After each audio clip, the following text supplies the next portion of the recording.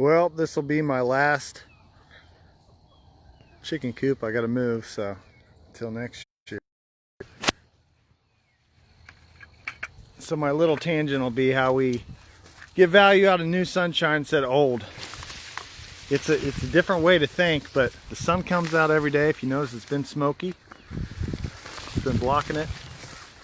But these shapes you create, not only at the end of the season, but during it,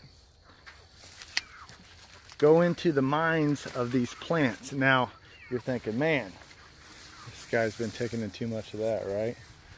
But everything under nature has the ability to not only survive, but thrive if we create the venue for that to happen. And we've had this thought of, okay, plants take up fertilizer, but that's not the truth. Plants are fed by the microbiology. It's a symbiotic relationship. The way we feed the soil is through plants, and we can manage the plants through animals. How you doing, bud? To encourage even more disruption, and I take this corn and I put it in here on the soil, and that really not only makes the sheep follow me around, but makes them really dig through there with their claws. Let me get the water out here. Up, back.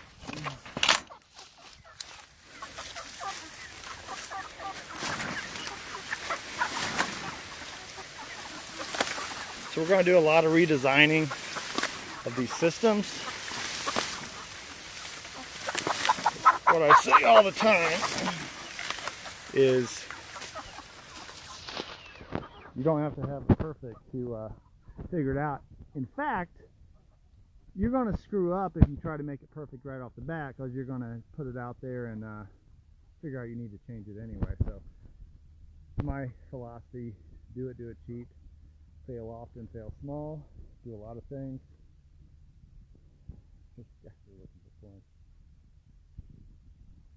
But as I alluded to earlier, Zach Smith talks about stock cropping, the idea of grazing, intergrazing wide row crops, cross leverages several entities. So our corn, even though we have these big gaps in here, we planted 150% of the row population. So we got more plants here. And why you can do that, if you're in narrow rows, your sunlight's only up top. You widen it out, all of these leaves become viable. There's a reason a fish has gills. There's a reason corn's got 14 sets of leaves. And there's a reason why if you put a plant by itself, it can put 15, 20, even 31 years off of it. It's created by nature's code. It's created to thrive. So it will change. So you can get a lot more yield up and down the row. I've done the video on the shapes of the hemp. As soon as you get it from a landscaper, when you cut into a plant, it gets yellow because it's not getting driven by light. So what's relevant to the end product per plant is the surface area of solar capture. So it looks silly to spread out the offense, if you will, but if you spread out the offense and give it to a guard that's pretty quick, he's going to score. If you spread out this offense, you're going to get a lot more value. And then that comes in with your biomass in between it. We've ran the sheep through here twice in their little contraptions.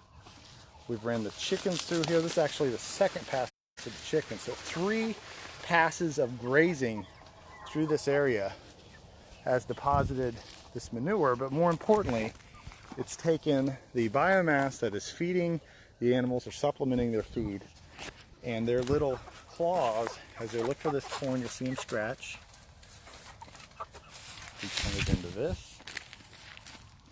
And a worm cannot take that stuff and take it down. Now it can later, but this is a very low carbon and nitrogen product. It's not going to be there later. If we can shred it up, and think about that, 3 times it's been grazed, how happy is the soil? So if you keep watching, I appreciate it. This is my last day, so I want to get a lot of content out there, but don't miss it. But just wait till next year. We're going to have 600 bird chicken tractors. We're going to have small ones. We're going to go between all these different crops, and we're working right now on a very large project that will bring regenerative agriculture at scale through agritourism to a very high traffic area in Muncie, farm to table, create a learning center, a certificate, and match that up with funding so we can empower young farmers to go back to the farm, connect with the community, connect with nature, and it doesn't require all the capital burning old sunshine, because that's what's ag turning into. We think we produce a lot, and we do, but it's not going in the hands of the farmer. It's going in the hands of the suppliers, where we could not really need any of that. So, anyway, we gotta find all these chickens. But look at this chicken right here. So we got a tarp off so he can fly in and out. But look how clean he is. Never a drug. There's so much going on out here that